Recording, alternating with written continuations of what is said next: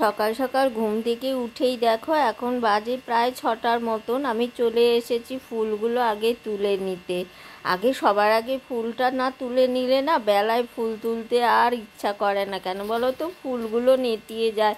আর ফুল তোলার কাজ সেরে বাসি কাজ সব সেরে দেখো আজকে সকাল সকাল ঠাকুরটা একটু পুজো করে নিলাম। কেন বলো তো, একটু চাপ আছে আজকে, যেহেতু তো রান্নার একটু চাপ আছে, ঘরে আবার কাজের দিদি আসে না, তো সেই জন্যে যাই হোক আজকে দেখো পুজোটাও আমি আগে কমপ্লিট করে নিয়েছি, তারপরে চলে এসেছি রান্না করতে। এখানে করে নিয়েছি দেখো উচ্ছে ভাজা বসিয়েছি, আলু ভাজা, বেগুন ভাজা।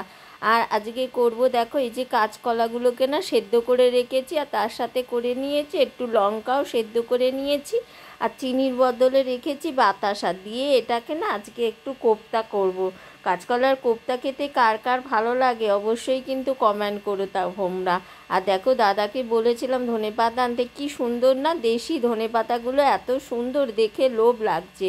তো আমি কোপ্তার মধ্যে একটু, যেহেতু নিরামিষ করি আমি সব সময় কোপ্তা, তো সেই জন্যে ধনেপাতাটা কোপ্তার মধ্যে দেব। আর ওইদিকে রয়েছে কাটাপোনা মাছ, আজকে এই রান্না হবে। আর ডালও একটু করতে হবে, কেন ভাজা দিয়ে তো ডাল দিয়ে খেতে লাগবে।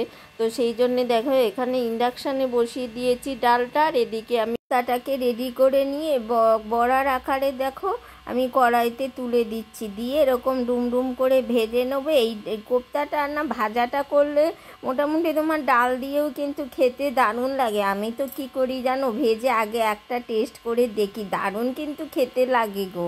এই দেখো কিছুটা ভাজা হয়ে গেছে, আর কড়াইতে তেল দিয়ে দিয়েছি কারি বানাবো বলে। তো কারি বানাবার জন্য যেহেতু নিরামিষ, সেই জন্যে দেখো একটু আদা, পেঁয়াজ বলছি সরি, আদা, ধনে গুঁড়ো, জিরে গুঁড়ো, কাশ্মীরি লঙ্কার গুঁড়ো, কাঁচা লঙ্কা এই দিয়ে আমি ভিজিয়ে রাখি আগে মশলাটা। তোমরা তো জানোই, যারা আমার ভিডিও দেখো তারা জানো যে আমি মশলাকে আগে সব সময় একটু ভিজিয়ে রাখি। দিয়ে এটাকে বেশ করে কষিয়ে এবার বাটি ধোয়া জলটা দিয়ে আরও কিছুক্ষণ নাড়বো। দিয়ে ঝোলটা রেডি হলেই কোপ্তাগুলো তুলে দিয়ে ফোটাবো না কিন্তু, কেন বলো তো, না হলে না নরম হয়ে যায় এটাতে, সেই জন্যে দিয়ে আর চাপা দিয়ে ঘি গরম মশলা নামিয়ে রেখে দিলেই রেডি হয়ে যাবে কোপ্তা কারি। আর তোমাদেরকে না দেখো এইটা না আগে দেখানো হয়নি, ভিডিও করে রেখেছিলাম কিন্তু দেখানোই হয়নি জানো তো, তাই জন্যে ভাবলাম তোমাদেরকে আজকে একটু দেখিয়ে দিই। কি বলো তো, ওইটা না আমাদের এখানে বড় একটা মানে চামুন্ডা কালী পুজো হয়েছিল, সেই কালী পুজোটা আমাদের এখান থেকে প্রায় মানে আমাদের বাড়ির কাছেই আর কি, পাড়া ঘরের মধ্যে বিশাল এরিয়া জুড়ে এই চামুন্ডা পুজো হয়। দূর থেকে, অনেক দূর থেকে এই ঠাকুর দেখতে আসে গো। এখানে দুটোই চামুন্ডা হয়, একটা হয় তোমার হলো সেই চেতলাতে হয় আমাদের এখানে কলকাতা, আর একটা হয় আমাদের এখানে।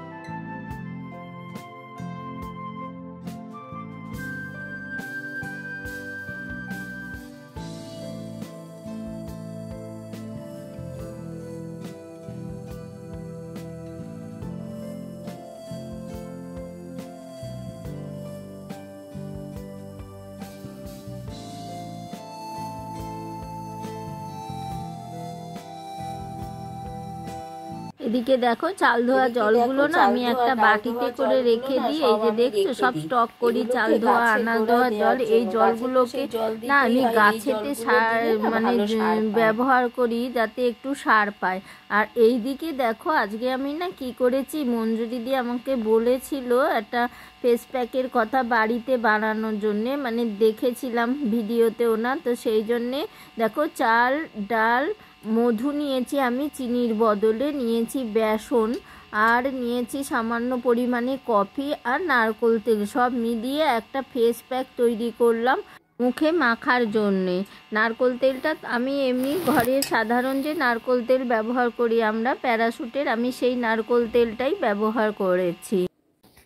আর এদিকে দেখো আমি তুলে নিয়ে এসেছি কলমি শাক। আসলে আমার গাছেই হয়েছিল, প্রচুর শাক হয়েছে আমার জায়গাতে, তো সেই জন্য পুরো জঙ্গলের মতো হয়ে যাচ্ছিল, তাই ভাবলাম কি কিছুটা কলমি শাক তুলে নিই। তো কলমি শাকগুলো তুলে নিয়ে এসেছি। টাটকা যে কোনো কিছু টাটকা দেখবে খেতে খুব স্বাদ হয়, তাই না? আর যেহেতু এগুলো সার দেওয়া থাকে না, তো সেই জন্যে ওগুলোকে কেটে রেখে দিলাম। আর এদিকে দেখো বসিয়ে দিয়েছি, ভাতের মধ্যে দিয়ে দিয়েছি ঢেঁড়স সেদ্ধ আর ডাল। আর কি করেছি দেখো তোমাদের দেখাই। আজকে যেহেতু কড়া রোদ্দুর উঠেছে, তো সেই জন্য বিছনার সব সরঞ্জাম তুলে আজকে আমি রোদ্দুরে দিয়ে দিয়েছি। যাই হোক, তোমাদের সাথে কথা বলতে বলতে আমার কাজ অনেকটাই এগিয়ে গেল। আজকের ভিডিওটা তোমাদের কেমন লাগলো অবশ্যই জানিও। লাইক কমেন্ট শেয়ার করতে কিন্তু ভুলো না। আর আমার চ্যানেলে যারা আগে থেকেই সাবস্ক্রাইব করে রেখেছো আমার পাশে থাকার জন্য, তাদেরকে অসংখ্য ধন্যবাদ। আর আমার চ্যানেলে যারা নতুন এসেছো তারা অবশ্যই করে আমার চ্যানেলটাকে সাবস্ক্রাইব করে আমার পাশে থেকো। আর পাশে থাকা বেল আইকনটি ক্লিক করে দিও, যাতে আমি কোনো ভিডিও দিলে সবার আগে তোমাদের কাছে পৌঁছে যায়। আবার দেখা হবে, আজকের মতো আসি নতুন একটা ভিডিওর সাথে। ততক্ষণের জন্য তোমরা সবাই ভালো থেকো, সুস্থ থেকো, এই কামনাই করি। Tata, bye bye.